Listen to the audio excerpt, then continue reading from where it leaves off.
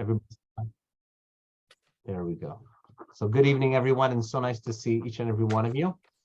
And as usual, and now, here we go. Chapter 6. What happened here? Oh, here, does everybody see it? Yes. Chapter 6 in the book of Judges. So we just finally, if you remember, last chapter, just a quick synopsis, was really a continuation of chapter 4, chapter 5. Chapter 4 was the victory through the hands of Dvorah, through the hands of Yael and Barak. And chapter 5 was a song of thanks, a song of exhilaration, which they sang. And of course, we made the comparison with Az Yashir, with the song at the Red Sea. Chapter 6. Vayasu v'nei Israel hara b'nei Adonai. So after 40 years of tranquility, Dvorah, it's implied that Dvorah is no longer there. She maybe passed away. And suddenly again, the Israelites turn and do that which is bad in the eyes of God. Vaitnem Adonai biad Midian sheva shanim. God gives them in the hands of Midian for 7 years. So now they're under another tyrant, under the hands of Midian, the Midianites. Vata'az yad Midian al Israel. The hand of the Midianites prevailed and were a source of brazen discontent to the Israelites. Mipnei Midian asulahem b'nei Israel, because of the way they were treated, b'nei Israel made for themselves et haminharot asher beharim, the caves which were in the mountains, ve'et hame'arot ve'et hametzadot, and as well caves and strongholds in the mountains. So the question is, minharot, if you know what the minhara is a tunnel, and me'arot is a cave. What is the difference? Right? So there's 3 distinct things. There's minharot, tunnels, me'arot, caves, and metzudot, like metzada, strongholds, kind of like fortified strongholds where they can protect themselves, but they're stuck there. So minharot are cave-like structures that actually had light coming in. So they were not totally submerged underground. They did have some kind of lighting system from above. In other words, there must have been some kind of either an escape tunnel or a natural forming hole from above that. In other words, they were not in total darkness. But Yeah, they can be called caverns. Yes, Caverns. right, caverns. So if you want to kind of picture yourselves right now, the dire straits that the Israelites were, that they're really going into, however you want to look at it, foxholes. They're literally going into holes, into hiding. They're not out in the open, so to speak. So that is the type of control that they were under the hand of Midian. Vehaya, and it was Imzara Israel, when the Israelites sowed, when they went out to the fields and they sowed their fields, Ve'ala Midian va'amalek uvnei kedem ve'alu alav, and the Midianites, the Amalek, and the Kedemites would come out and raid them. In other words, they would enjoy the growth, that which the Israelites toiled to grow.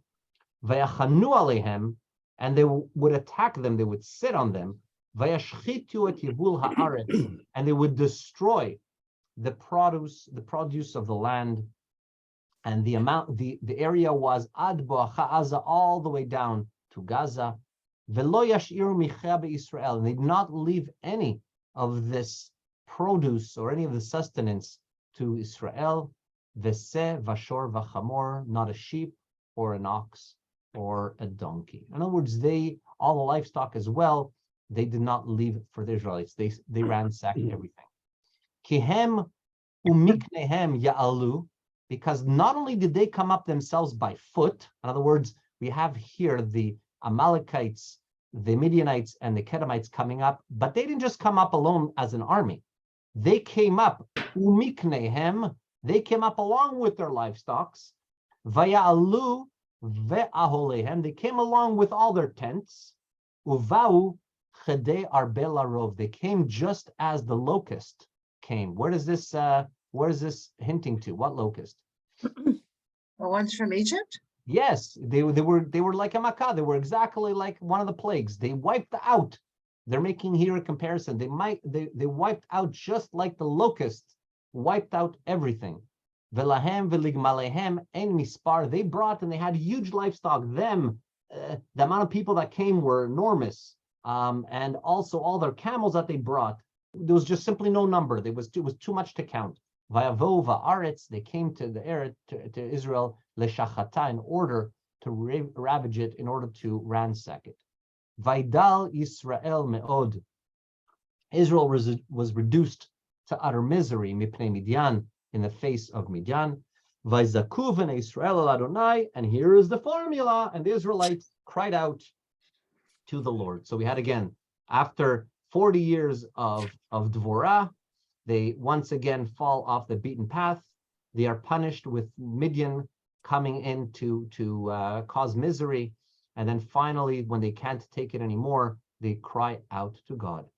Vayiki zaku v'nei Israel el Adonai alodot Midian. And when the Israelites cried out to the Lord because of that which was happening to them in the hands of Midian, Vaishlach Adonai ish navil b'nei Israel. And God sent a prophet. So now we're seeing a little bit of a switch from just shoftim, and we're realizing that it is not just an ordinary person which God sent, and the first person was Dvorah, where we had that description of her. She was Esha Neviah, and here we have another one. God sends an Navi, a prophet, to Bnei Israel.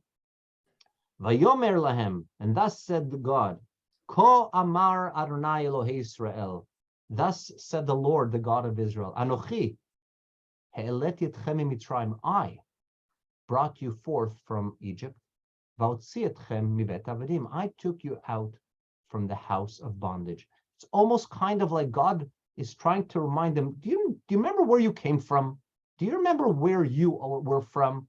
I'm the Lord that took you out of Egypt.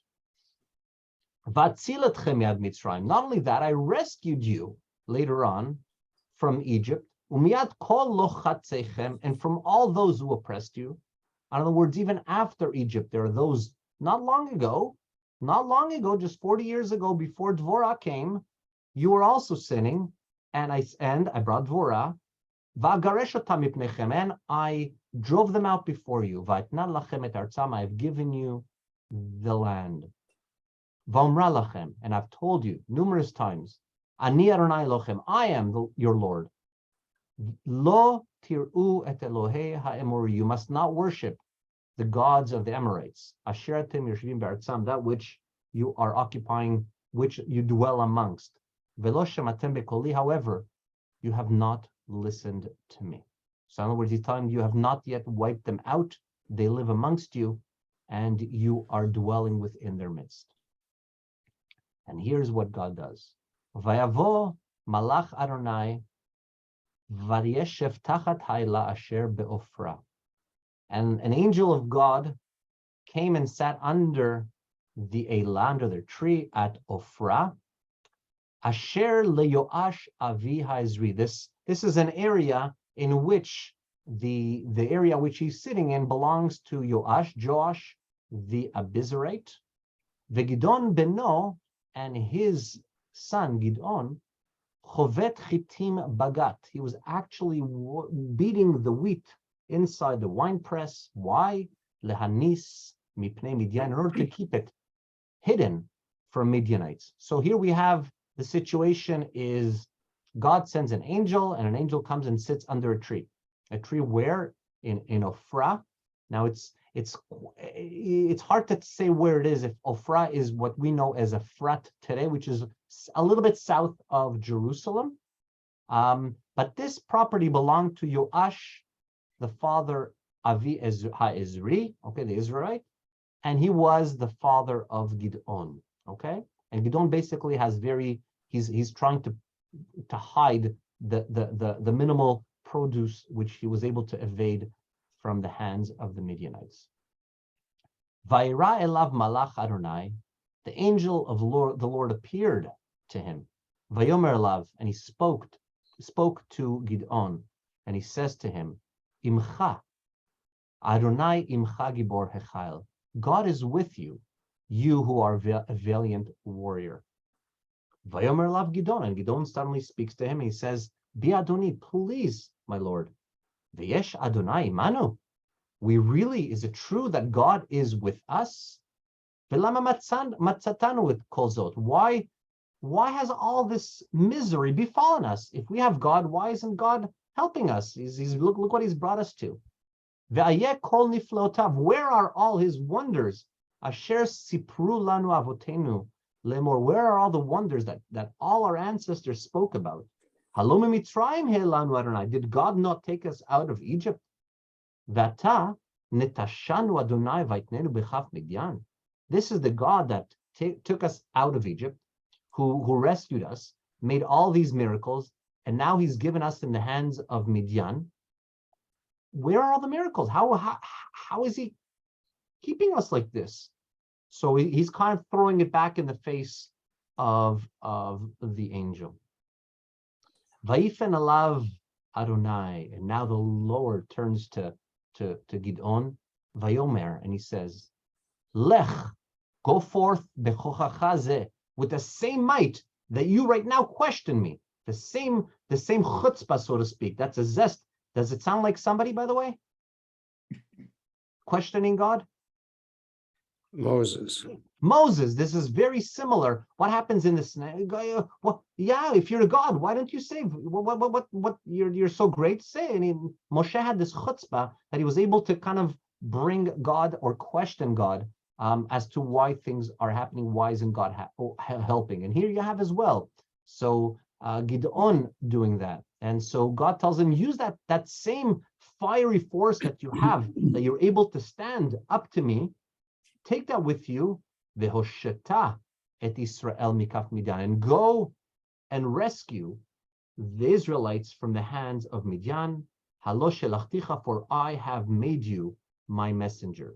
So God turns around and says, "Great, you have the fortitude to go use that same fortitude and go rescue the Israelites." Vayomer lav, and Gideon retorts, Be Adonai, my Lord, Bama oshiat Israel. How can I deliver? How can I save the Israelites? Hine al pi hadal bimnashe. My family, my clan, my cohorts are very few in Menashe. We're not the big strong family. Not only that, ve'anochi hatzair beveit avi. You've chosen the youngest of all of my father's household. Sounds again familiar? Joseph.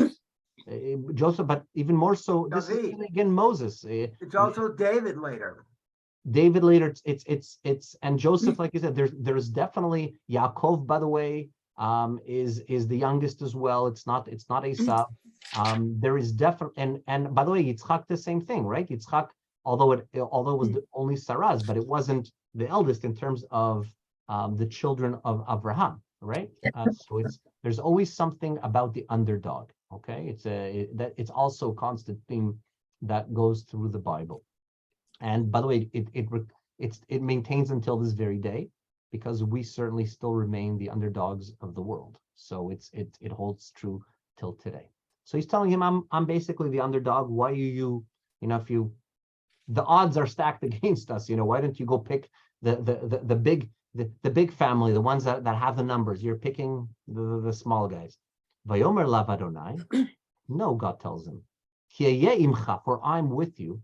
Vehikita et Midian keish echad, and you shall defeat Midian to a single man. Now this pasuk can be read and explained in a number of different ways. Vayomer lav, ki eyeh imcha, will be with you. Vehikita et Midian keish echad. You can either see it that your whole entire family will be like one stronghold. In other words, what's one of the worst things to happen in war is when there's factions. No matter how strong you are, and you see it, by the way, throughout history, and you see it right now as well, in front of us in the war in Ukraine. Ukraine is much smaller than Russia, but as soon as there's dissonance and there's There's splintering within the forces. You may have the numbers, but you're not going to really reach your goal. You see it as well in the wars of Israel. Israel was definitely outnumbered, outgunned. But the moment that you hit a blow and there is morale loss, then that's detrimental. So that perhaps maybe that's what he's saying. You're going to fight as one whole unit, and they'll never be able to crack you. Or et midyan keish echad, their entire army can be seen just as one person. No matter how much you're going to wipe them out like nothing. So depending on how you want to look at it, it's a multifaceted pasuk. Vayomer elav, and Gideon once again retorts, Imna matzati chen benecha, please, if I really do have, if I've gained favor in your eyes, vasita liot shata medaber iti, please make a sign that I'm not hallucinating, that I'm not dreaming this up. Make a sign that you are actually speaking to me. Does it sound again like somebody?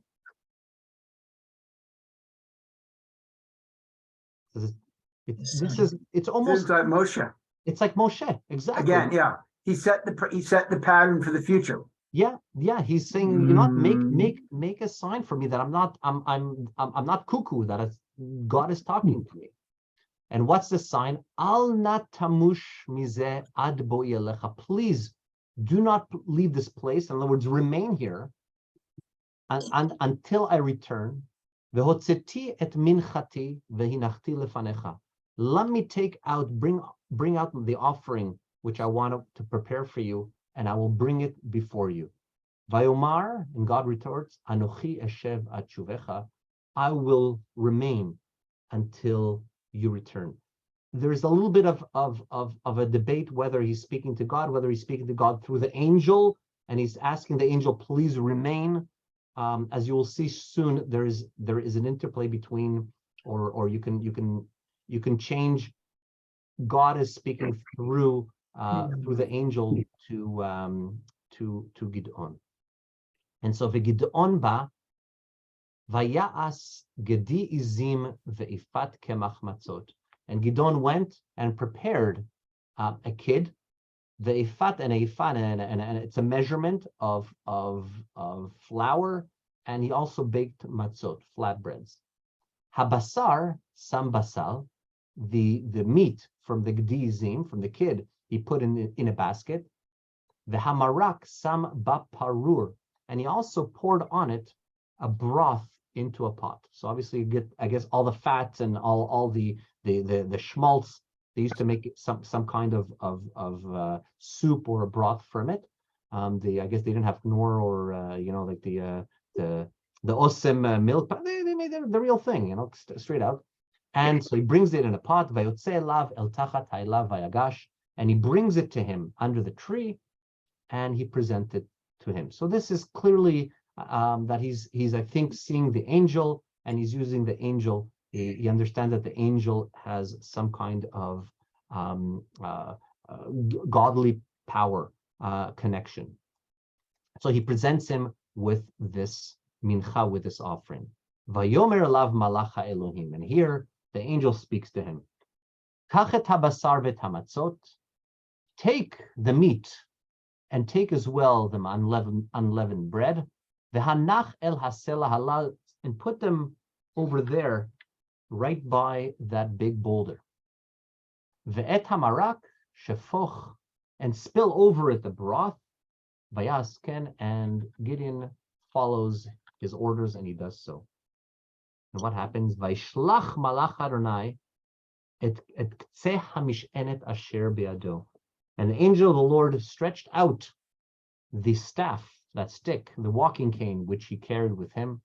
Vayagaba basar uvamatzot, and he touched the meat and the matzot and the unleavened bread. Vatal ha'esh min hatzur, and a fire suddenly came forth from this boulder. Vatochal tabasar v'tamatzot, it consumed the meat and the matzot. Umalach Adonai halach meinav, and suddenly the angel of God disappears.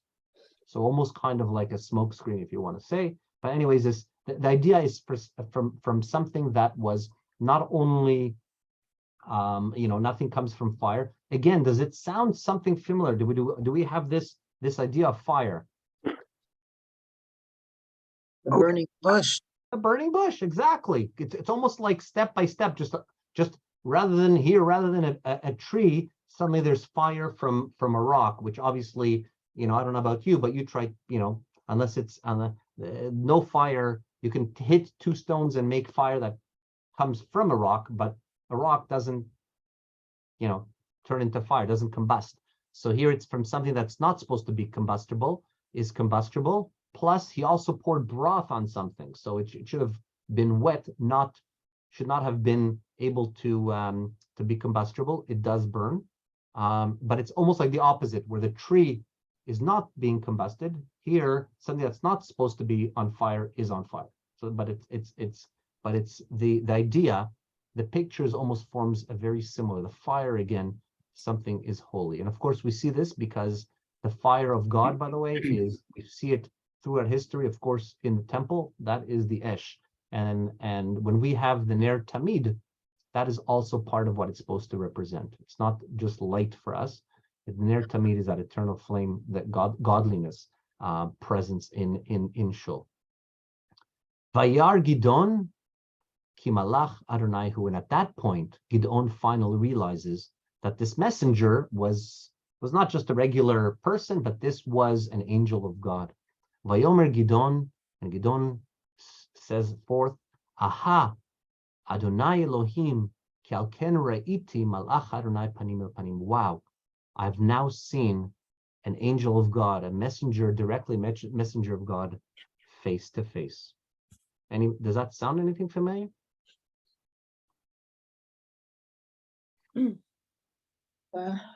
If you look at The angel that fought with who did he Yes. fought? Yes, continue. You're on the right. Yeah, Who did he? and then Where do we have? Jacob. Was it Jacob? Yes. Esther, 10 points. Ding, ding, ding. Double of the day. Way to go. So if you look at that, it's when he fights Kiraiti Elohim panim el panim vatinatzel nafshi, and I've seen Lord face to face, and my life was spared. Yaakov says that almost verbatim. If you look back in the book of Bereshit, quite a way to go, Esther.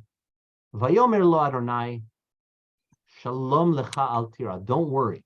So in those days, if you remember, if you see, so to speak, if you're in presence of God, if the idea was that you were not going to live, God tells him, don't worry about it.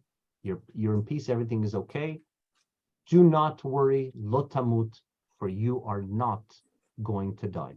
So it's kind of like, I guess, today I think we have, when you see all these stories of people who have near-death experiences and they see the light and they're drawn towards it, right? Mm-hmm. And so that idea kind of, I guess, if you want to say in terms of when you're finally face to face with God or God's messenger, it's almost kind of like, I guess you're dead, you're finally with our maker. Here, God is telling him, do not worry. You are safe. You are still alive. You are not going to die. Even Sham Gidon Mizbech Adonai. Gidon then builds an altar there. Vaikra lo Adonai Shalom. And he calls this altar godly peace. Ad hayom hazeh, until this day.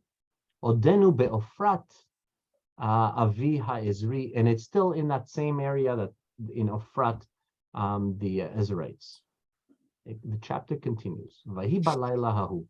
That evening, Vayomer lo Adonai, God comes back to him and gives him another message. Kach et par hashor asher lavicha. Go take that young bull which your father owns. Ufar hasheni sheva shanim. He also has a second that is 7 years old. Veharasta et mizbach habal asher lavicha.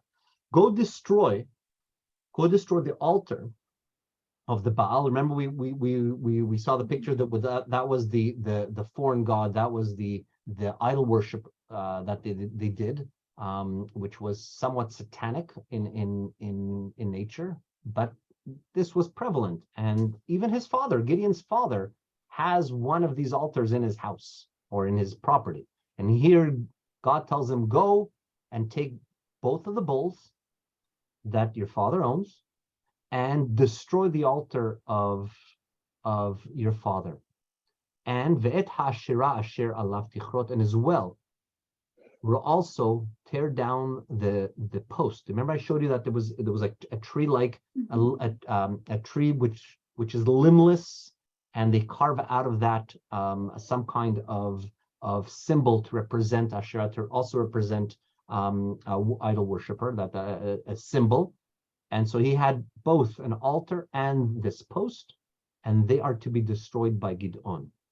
And yes, This almost sounds reminiscent of the story of Abraham and Terah. similar, very similar, except that it doesn't.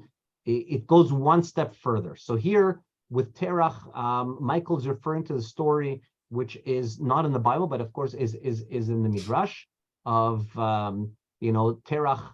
Abraham's father had an idol store, and one day Abraham takes an axe and he breaks all of the idols except the big one, and he puts the axe in the hands of the big one. And when his father comes back to the store, he says, Abraham, what the heck happened? And Abraham says, well, this guy, the little one started calling this guy names, and he got mad at him. So he got into a fight, and everybody got into a fight. He started this and that, and everybody got mad. And the biggest guy beat everybody up, and he broke everybody.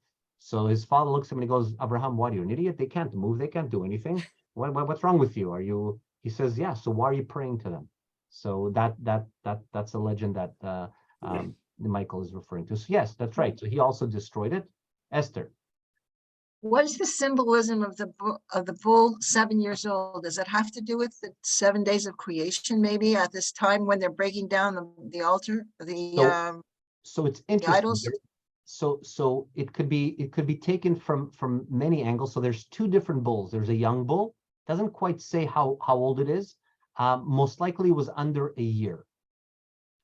A year being that when a bull really is able to have some kind of worth or value, stand on its own 2 feet. So in other words, it was very fresh. And then a 7-year-old bull, something that is really strong, something that has come into being. It's robust. But like you said, it's almost something new and something old. Something new is about to happen, and part of that is creation. Yes, it's symbolic of it's not just haphazardly. Could have been just take the 2 bulls that your father has. What does it make a difference if it's one, how old they are? Just take the 2 bulls, right? No, Well, but specifically one that is the young one, and the 7-year-old. Well, what I see in that is that they're breaking down the idols. That's what they're supposed to do.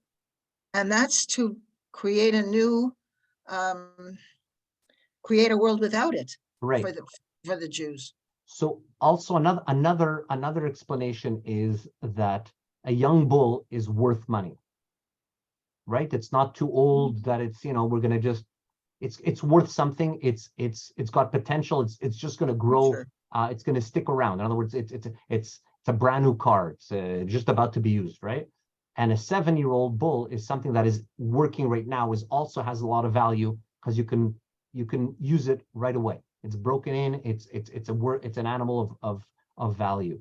So he's telling him, don't take something that is something that shortly they will realize that it's missing. Take something that will hit them right where it counts. Take 2 animals that are not soon to be pardoned with what you're going to do it. Okay, so now you're going to see what he's going to do with these bulls. So not only go and destroy the altar of your father and the Asherah of your father, uvanita mizbeach l'Adonai Elohecha al rosh hamaoz hazeh b'ma'aracha. You are going to go and level the ground and build on top of where that altar was. You're going to build another altar to me, to God. Velakachta et apar hasheni, and you will take the 7-year-old, right? The 7-year-old bull. Ve'elita olah batzeha ashera asher tichrot. You're going to use that same wood That same wood of the Asherah, you're going to chop it down, and you're going to bring that bull for an offering. Okay? Vaikach Gidon asara anashim avadav. Gidon takes 10 men from amongst his servants.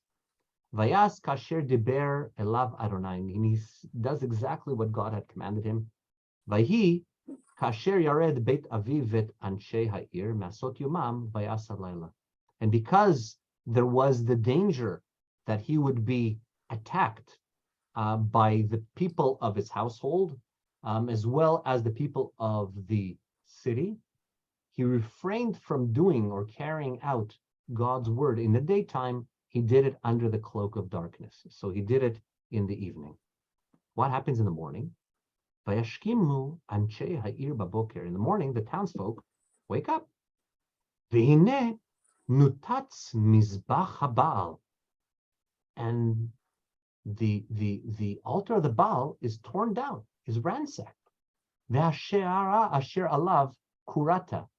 And that sacred post, which had been standing erect right beside it, has now been cut down and chopped. Ve'tapar hasheni ho'ala al hamizbeach habanui. And that second bull, a big animal, a 7-year-old bull, is right now being offered on a newly built altar. Vayumru ishal re'ehu. One said to another, Mi asa hadavar hazeh? Who could have done such a thing? Vaydreshu, vayvakshu, vayomeru. And they made an inquiry, they made an investigation, and they found out, they were told, Gidon ben Yoash asa hadavar hazeh. It was Gideon, the son of Yoash, who did this act. Vayomru anshe ha'ir el Yoash. And so the people, the townsfolk, told Yoash, Hotzed bincha ve'amot. Bring forth your son, pull him out of your house, from under your protection, and he must die. Kinatatz et mizbach haBaal, for he has torn and desecrated the altar of the Baal. V'chicharat ha'ashira asher alav. And not only that, but he also tore down the tree which was on top of it. And here finally Yoash wakes up. Vayomer Yoash l'chol asher amdu alav. Finally Yoash speaks to them and says to all those who are gathered angrily, who were about to attack and grab his son, Hatem terivun laBaal. You are going to fight for the Baal. Imatem toshiun oto. Are you going to actually vindicate him? You're gonna resurrect this Baal? Asher yariv lo yumat ad haboker. Whoever fights his battles should be dead by morning. Im Elohim hu yarev lo.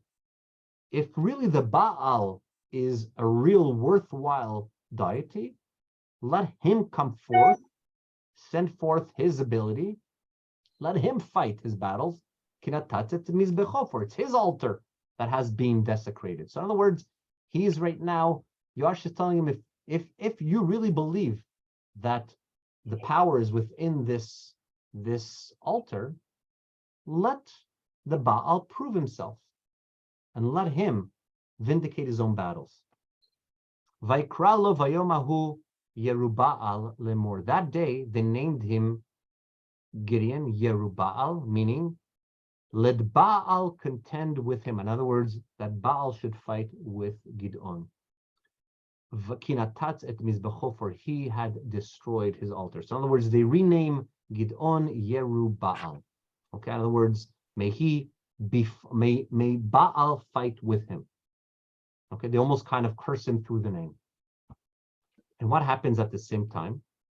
V'chol Midyan v'Amalek uvnei Kedem nesvu yachdav. At that point, in order to create a bigger army, a much stronger army, to ensure that they can inflict and continue to carry their power over Israelites, the Midianites and Amalek and Bnei Kedem, they all gathered together. Vayavru vayachanu be'emek Israel, and they crossed, and they right now gather in the valley of Jezreel. Does anybody have an idea where the valley of Jezreel is? So let me show you where in Israel it is, so you kind of have an idea. that somewhere near Jericho, Yosi? Not quite, but let me just, this is by the way, does everybody see this? Yeah, Not really well, but, Let me see if I can, no, it's clear. okay. now it's clear, yeah. That's the valley. Okay, so there's mountainside, and it's actually a quirky sized or shaped valley. It's not like between two mountains, and I'll sorry, I'll show you. Let me show you this. Looks like a runway. Yeah, let me show you. Where is, sorry, not that.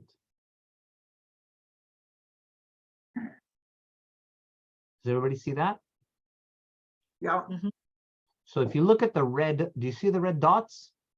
No, I just, don't see anything. don't see anything. No? So hold on one second. Let me red dot, Yosi. show you this. Does everybody see the map? Yes, Yes. Map, yeah. So I'm gonna do it really quickly. It's kind of like this here. If you look at, okay, like this is, it's a really funny, you see it?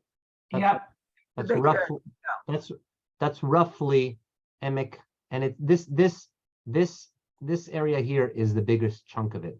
Okay, Mm. but that's where the valley is. Haifa is up here to the left. Do you see it?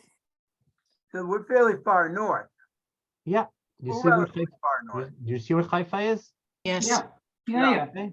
So it's let me just also, I have to get out of this one. Near Tver, no, it's south of Tiberio. And here you have Beit, and here you have, where is it? Right here. You're south of Tiberio. Here is Caesarea. Do you see Caesarea on the left? Mhm. Yeah, so it's north, almost just north of Tel Aviv, yeah. Okay. All right. And you have Jerusalem right So down here.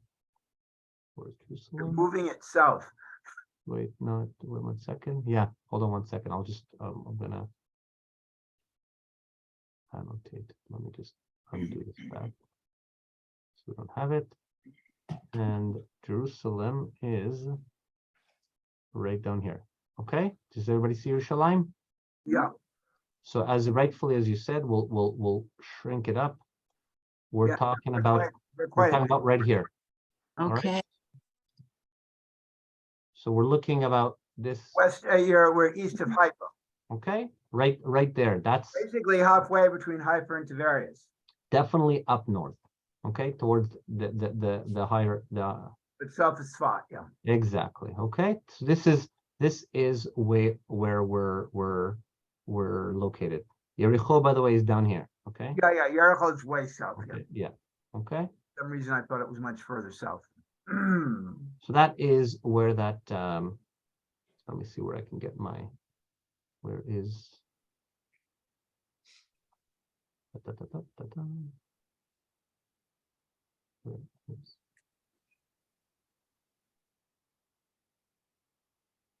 Oh, I seem to have almost misplaced my. That's gonna sell this. Let me get out of this. I don't seem to find the text. Oh, here we are. Okay. You Hidden just lost- underneath. All right. Okay. Mhm, Does everybody see the text? yeah, So they go up. They go up all the way to the to this valley. Okay, Israel. Okay. that's almost the then northern boundary. The Ruach Adonai lavsha et Gidon, and the Spirit of the Lord enveloped it. Literally, he wore it. It became all over him. It was part of who he was. He literally he cloaked it. Vaitka b'shofar vayazek Aviezer acharav, and he blew the sound of the shofar, and there was the clan of Aviezer followed suit with him. Again, where do we have the shofar? And by wait, what? Where do we Where? have the where do we have the shofar? Where, at Isaac, when they had the ram's horn. Okay, but where do we sound the shofar? Do you remember? Obviously, I wrote the whole month of Elul. Right. No, but I'm talking about more in the stories of the Tanakh that we're reading. Where do we have? Remember that in Jericho, right? Jericho. Oh, Oh, right. yeah. Yeah. That's We right. have even. Do you remember with Barak? He also calls out the shofar. It's a sound of war. The shofar was Yeah. the shofar sounded was both a cry for war. It was also a cry for peace. Whenever we ended something, it was something great is about to happen. So he sounded the shofar to rally the troops. And here you have Aviezer. The clan of Aviezer is joining him. Umalachim shalach bechol Menashe. He sent out messengers throughout the entire area of Menashe. That's on. Do you remember where the map is? Where Menashe is? Yeah. North. That's really the area where we're around. We're obviously talking about the western part of Menashe. No, both, the entire. It doesn't Both say sides that of it's, the river. yeah. And you're going to see it's more than just that. It's also Vayzek gamhu acharav umalachim shalach asher v'zvulun v'naftali vayuli kratam. And again, so he sends out messengers to Menashe. They join. Then he sends out messengers to Asher and Zvulun and Naphtali, and they also join in. Okay? And it's really in that northern area is where they are. So I don't know if you remember, but pretty much it's almost like there's a theme here. There isn't that much problem in Yehuda. There seems to be some kind of an issue in a particular part of the land. Okay, and that is a lot of the stuff is Menashe, in Asher, and Zvulun and Naphtali, which was where the war was last time as well, if you remember. It was just to the right of this valley. But Yosi, even though both sides of Menashe are involved, Reuben and Gad are not. Right. Reuven is a total different area. It's not so much about being brothers or not. It's the area of where this sort of problem is taking place. Okay. But Vayomer Issachar is notably absent. Yes, Issachar is absent. Yeah. Vayomer Gidon El HaElohim. Gidon calls out to God. Im yeshcha moshia be'adi et Israel kasher dibarti. If you really intend to deliver Israel through me as you have promised, Hine anochi matzig et gizat hatzemer. Here I've placed a fleece of wool, bagorin, on the threshing floor. Im tal yiyeh al hagiza levada. If dew falls only on the fleece and all the ground remains dry, v'chol ve'al kol haaretz chorev, ve'yadati ki toshia be'adi et Yisrael kasher dibarta. This is the sign which you will bring forth, which you will demonstrate that you have now placed all of the Israelites' enemies into the hands of the Israelites. Vayichen, and this is what it was. Vashkemi machorat, and they woke up the next day. Vayazar et hagiza, and he squeezed that fleece. Vayimetz tal min hagiza, and out poured dew from the fleece. Meloha sefel maim, a bowl full of water. In other words, it was only wet in this fleece. Vayomer Gidon el haElohim, al yicharab chabi, please do not get angry with me. Vadabra achapam, for I shall speak one more time. Where does this sound like? This is a little bit more. This is a little bit tougher. It's also in the book of Genesis, where somebody in Genesis is also bargaining with God. Well, I mean Sodom and Gomorrah with Abraham. Yes. What's that story, Michael? Well, because it went down from what, the whole city to down to 10, and finally there was the agreement that Lot's family could escape. And of course, as we all know, Lot's wife turned around and would Right. dire consequences. So God tells Abraham, when he wakes up in the morning, he says, look forward, you'll see all that is green. That city I'm going to go destroy. So Abraham starts, of course, saying, hey, listen, what happens if you find 50 righteous people there? So God said, for you, I will save the city. So God's God, trying to well, if already 50, what happens if you found 40? God says, fine. And what about 30? 30 is a lot of numbers. God says 30 is okay also. What about 20? God says, even that I will listen to you. And then finally, Abraham says, Ali charab chabe, please do not get angry with me. Vadabra chapam, I will only ask one more thing of you. What about 10? And even God relents and says, if I find 10, I will not destroy the city. And by the way, this is one of the places where the minyan, the number 10, is learned from. It's learned from the stories of the spies. Because of the 10, the entire nation was punished. In other words, the 10 represented an entire Kehillah community. And here as well, the 10, if they found, God would have found 10 tzaddikim in Sdom, they would have covered for the entire Kehillah, for the entire. So this is where the number 10 is seen as quorum, so to speak, for davening. It represents a community. So here we have the same verbiage. Vadabra chapam, I'll speak only one. Anasena rak hapam bagiza. Let me just one more test with this fleece. Yehina chorev el hagiza levada, ve'al kol haaretz yetal. Let's do the opposite now. Let the fleece alone be dry, while there is dew all over the ground. So in other words, the first test was the fleece turns wet, everything around it is dry. Now let's do the opposite. The fleece stays dry, everything around it remains wet. And so Vayas Elohim ken balayla hahu, God does that in the evening. Vayi chorev el hagiza levada, this fleece remains dry. Val kol haaretz hayatal, and all around it, all over the ground, remained wet with dew. And that is chapter 6. And that builds us right up to the battle of Gidon and the enemies. So any questions, by the way? No, it's fascinating. I think it's so beautiful, that what hits me, and I don't know about you, but sometimes, what makes God accept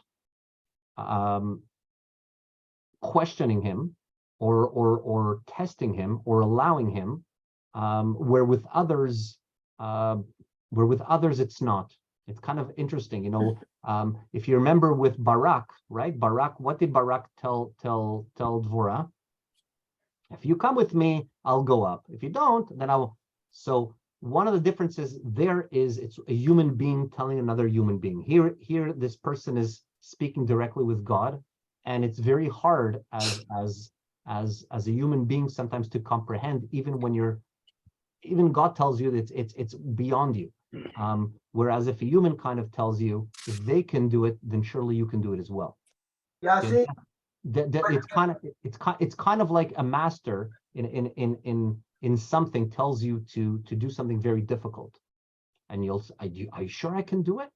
Whereas if somebody on your own level or close to it tells you to do something, you're much more likely to do it if it's your peer, so to speak, asking. And here, obviously, God is in a much there. It's still, the ask is just so overwhelming, but still, it's interesting. What kind of qualities does God see in Gidon that he allows him to have this interplay with him, with God, and God is okay with it. He asks him for another nes, another nisayon, and God says okay, and he does it. And we see the same thing with Moses, by the way. Moses does the same thing. He says, give me a sign that I will go before Paro, and before even the plagues. Do you remember the 2 signs that he does for Paro? Yeah. What are the 2 signs that he does before all the plagues? What? Before the plagues. Before the plagues, God tells him that you will do two signs. Right? Moshe says, if I go up before Pharaoh, what is he Cane gonna how is he gonna believe me? The cane turns to a stick, and then Yes. to a snake. Yes, and there's one right beforehand. What's the one beforehand? Something happened to the water, I think. No? No. So what he does is Aharon puts his hand under his armpit, and it comes out and it's mitzorat. It's lepery, and then he puts it back and it's gone. The Oh, I didn't leprosy is know gone. that. Yeah. And then the other one is exactly he throws his staff on the floor and it turns into a snake. And again, by the way, on both occasions, the magicians are able to replicate it, but not get rid of it. So Aharon puts his hand and he comes out, and it comes out leper. Then the witchcrafters do exactly the same thing, but Aharon puts it back and it's gone. They're not able to remove the tzara'at. And with a snake, Moshe throws his staff, turns into a snake, and the Khartoumim do exactly the same thing. But what happens to their snakes? I thought Moses' snake eats the other snakes. You got it. Exactly. Exactly. Vaivlam mate Moshe matotam, and the staff of Moshe swallows up all the other ones and remains, in other words, shows kind of greatness, which snake, which staff, whose power is great. That was within the symbolism. But again, there are two signs before even all the greatness comes. He needs to show them signs.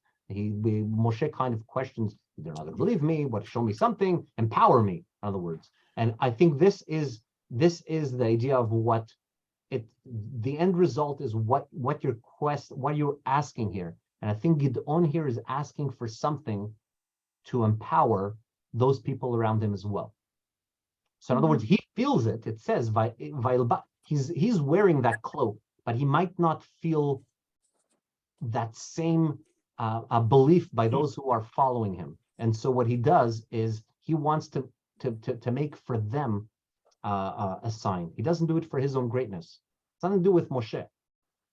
Do you understand? In other words, that sign was for whom? For everybody who was there. Yosi, Yes, Peter. I'm sorry to interrupt, but would you mind going back to verse 24? I have a question about all is well. A little, yeah. So Gideon built there an altar to the Lord and called it Adonai Shalom. Yeah. To this day, it stands, and I'm curious about the timing here. When they built the altar, it was on a particular day. But in this verse, it says to this day, implying quite a lot of time thereafter, it still stands. Does it mean to the day that we now occupy?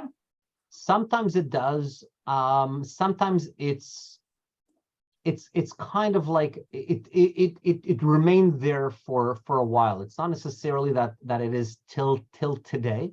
I didn't actually I usually on little details you caught me on one. I didn't really do a little search on seeing if I can find the Mizbeach Shalom, Hashem Shalom, if it's still somewhere. But the area you can definitely find. I don't believe it still stands today. So Adayom Hazeh could be when it was written. When was But it? it was still, in other words, it still remained there when all this was canonized. yes, that's what I would have assumed Yes, that's the way that I read it as well, like you do. from the oral tradition to the written tradition. Right. When Atan and exactly, and then it was Shmuel that wrote the later book. When they canonized it, most likely was still there. Yeah, So okay. in other words, when the book was, people could go and verify that this took place. Yep, good. And so it was go and check. It's still till this day it is there. Perhaps also, I guess if you want to look at it esoterically, it was felt until the present. In other words, that miracle was, that greatness Hashem Shalom was felt until this very day. Again, there's interpretations, but I think simplistically, when you read the text, when it was canonized, the the author is telling you, go and verify for yourself. Yeah. We'll see that's still there, and obviously that is the proof that this story took place. It's not just a cute little legend or a story, a fairy tale that there's actual proof on the ground. So it's so we have now the setup for the Israelites, or through the hands of Gidon, the how do you call it, of the salvation. Now I'm going to ask you one question and see who can get this. How many years do you think Gidon was? What was the magic number that we said usually? 40. 40. 40. You got it. So we'll find out later on that Gidon actually was also Gidon was helped the Israelites or saved the Israelites, was in command, so to speak, ruled for not really ruled, but led the Israelites for 40 years. So far we had, the first one was Otniel, 40, Ehud, 80, so double 40. Then we had Shamgar for a period of 1 year. He was the incumbent coach or something, until somebody came. But he was actually overlapped. He was there for 1 year, but he was at the same time as Dvorah. Mhm. So there were maybe two at the time. And Dvorah was there for 40 years, and Gidon was there for 40 years. So really, in terms of 5, by and large, except for one of them, it was all periods of 40. One of them was 40, one of them was 2 40s, 80, Mhm. and 1 for 1, but at the same time, Dvorah was there for 40, and now we have Gidon as well for 40. And this one is going to be the last, this one's going to be the last shofet for 40 years. Later on, it becomes different numbers as well. You'll shortly see. Okay. Yosi, I have a question, Yosi. If you look at verse 33, you see 33? that, you see the Kedemites join Yeah. forces against Israel. Yeah. And, like earlier, like 40 years prior, Yael was, she's a Kedemite, and she killed the general Sisera. So if you remember, excellent. If you remember with Yael, that is partly why did Sisera go into that tent to begin with? Because you're right. They had Kedem were friends with the enemy, so to speak. They had a pact. They were not threat. So here it follows through that Kedem is also part of the other side, so to speak. They had some kind of, whether it was tribal agreements or connection with Melech Hatzor. Understand? Of that time. So it looks like they probably killed Yael. Not necessarily. No, not necessarily. This is later on, after that generation passes. We don't really have any more information on. So a lot of these the text in the book is not so much just history; it's more lessons. And really, the book of Shoftim, as I mentioned beforehand, and that is the title, of the description, is it's kind of like a vicious cycle. And the idea is how long does it take to finally penetrate the psyche, in terms of when do they learn, like kids? How long does it take us, when we want to teach our kids and they keep on making the same mistake? What we want to do is one of our, as a parent, one of the things that we want to do, or if not even as a parent, but if you have a somebody that you're mentoring, that you want them to learn some new trait, or you want them to change the way that he or she is behaving. One of the ways that you want to is you want to minimize the amount of mistakes that he or she's going to make. When do they finally get it? And it's the same thing. It's almost like a parental relationship that we have here, which is beautiful with God, that he doesn't turn his face. But at the same time, when do we wake up and realize what our actions bring, and why are we repeating the same mistake? That is the idea of this entire book. And until it comes very clear that this type of governments or the governance that they have was not effective, they needed something a little bit more unifying. Why? Because as I mentioned beforehand, we keep on seeing a particular part of the country that has this issue. So far, we've seen the northeast and the north, kind of like the area just where you saw around Haifa and to the interior, having this issues of weakness, particularly there. And this is where all the enemies take base, right? We had Chatzor up north. Now we see it around in this area as well again. So when will these guys learn, so to speak? And I think it's a lesson for all of us in terms of it's universal. So it's not so much about, Henry, what you ask about Yael, what happened to her and did she have children? And it could be, but that's her. That's not really pertinent for us. It's not that's maybe curiosity, and that's kind of for historian. They want to know exactly what they did. For us, it's more the lessons that we learn. Even with the Torah, by the way, only when there is lineage or when there is information, it usually is there to teach us something or to connect between things. But it's not there to give us like a complete history or account of what happened in history. The Torah is not a historical book per se. It's things that happen in history, but it's not there of how, it's what lesson it teaches us to go throughout history. That is the lesson. And it's the same thing here. Once they were effective, they did their job, great. That's all the other stuff was not so important for us to know. It wasn't universal. But that story with Yael was a universal thing. And the same thing with the Nevi'im afterwards. There were many more Nevi'im that are not written about because they may have had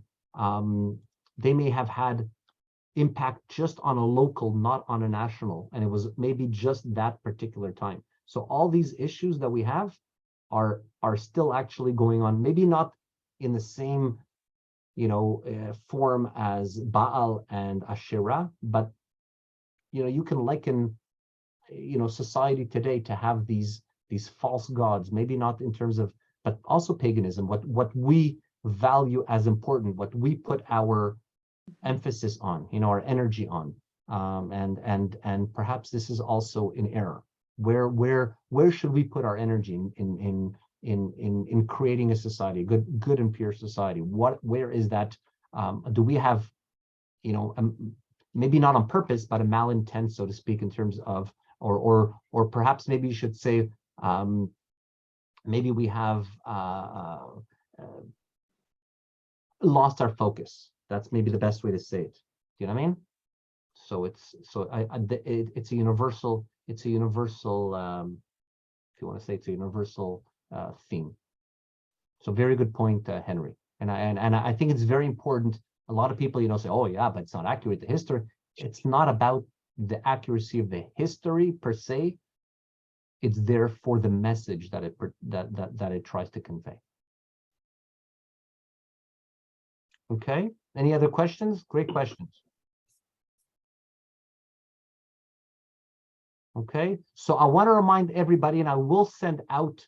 Let me just actually. You'll send out an email that Esther and I won't get. Yeah. Exactly.